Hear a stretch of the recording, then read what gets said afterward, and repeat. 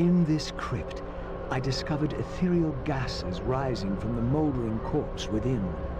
As I neared, I felt a distinct spiritual pull, and the closer I approached, the more that pull intensified.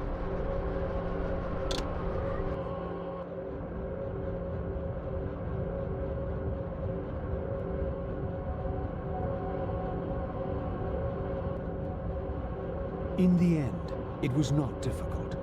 I projected myself down into that tomb and found I was reborn into the material world. I was cursed with a loathsome and repugnant vessel. But with an effort of will, that too could change.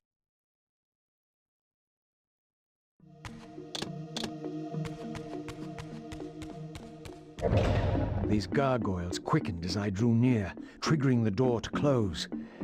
I would need to find some means of approaching the door without being observed.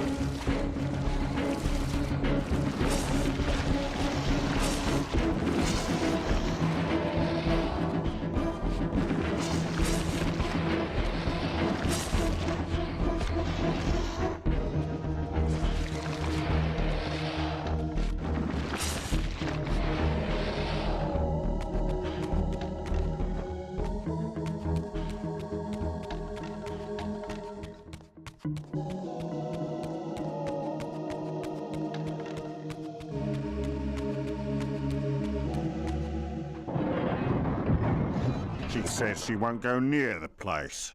I tell you, the pillars are haunted. Haunted? I heard a woman's voice talking and moaning, and there was no one there. How many vampires have you killed? And you can't face down one ghost? I knew who these were. Vampire hunters, scouring the countryside, destroying what had once been my kind. My God, what is that? A vampire or a demon? Where? Here. Get him! Quickly! No mercy!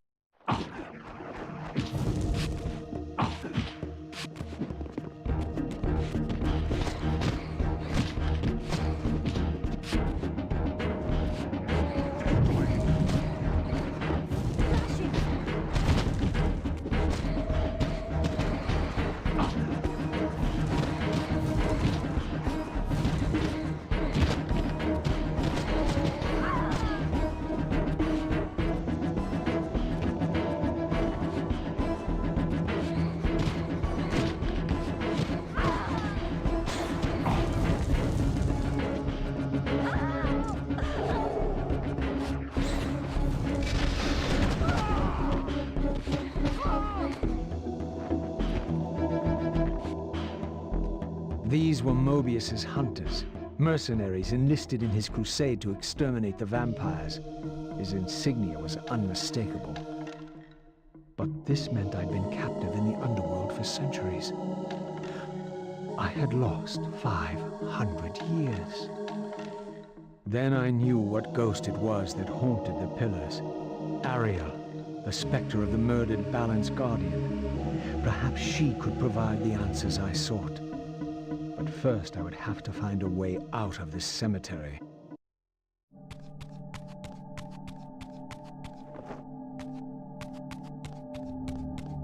This temple's facade hinted at some ancient vampire origin, for it bore the sign of the Reaver and was marked with the elemental symbol of light.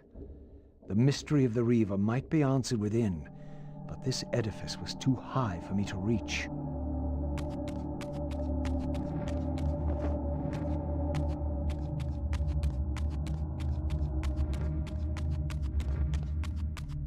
Another temple, this one marked with the elemental symbol of darkness. This edifice, like the other one, was too high for me to reach.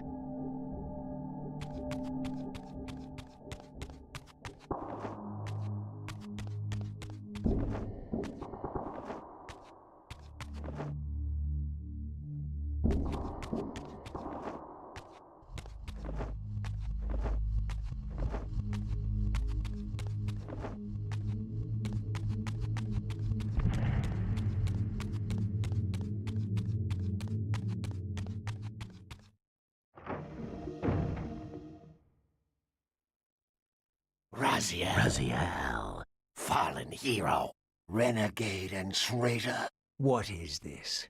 How do you know me? Raziel, what are you? Why should any know your name? You are nothing. It seemed my method of entering the physical realm was not altogether original. But where had these beings come from?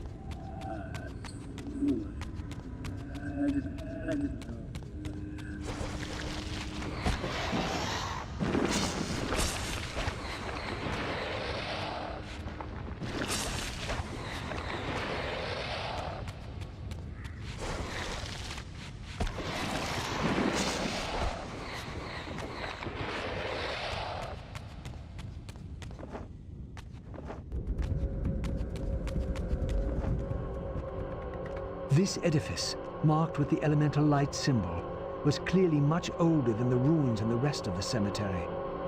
The door was far too high to reach, and to open it, it seemed the Reaver would need to be imbued with the power of darkness. Clearly, I had more to accomplish before I could discover what lay within.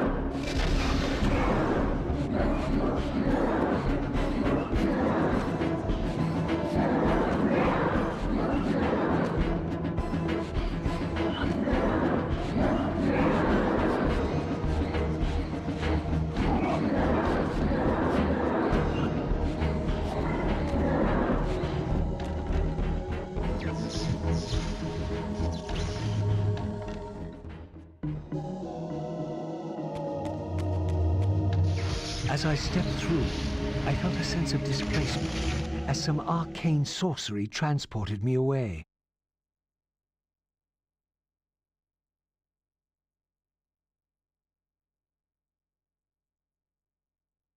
This was clearly some ancient ruin of a vampire civilization.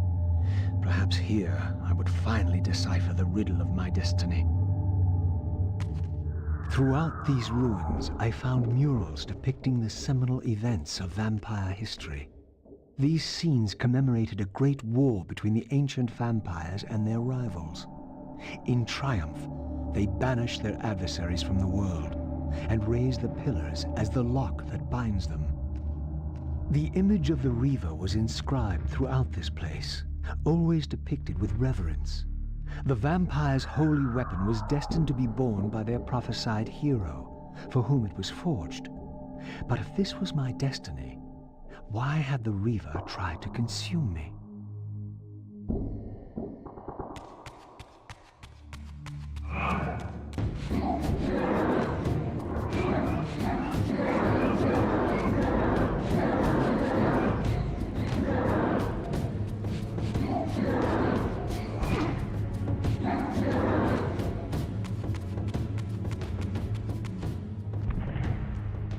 This scene depicted the appointment of the original vampire guardians, each summoned to serve when the pillars were raised.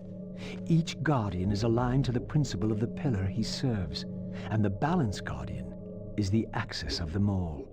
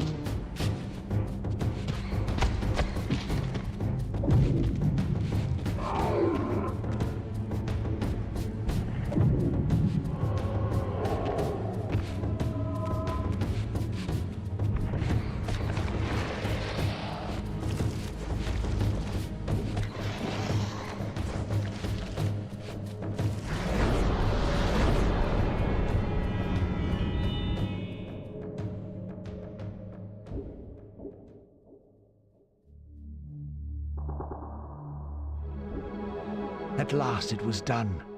The Reaver was forged with darkness. As I felt this new power coursing within the Wraithblade, I knew that now the Light Temple would open to me.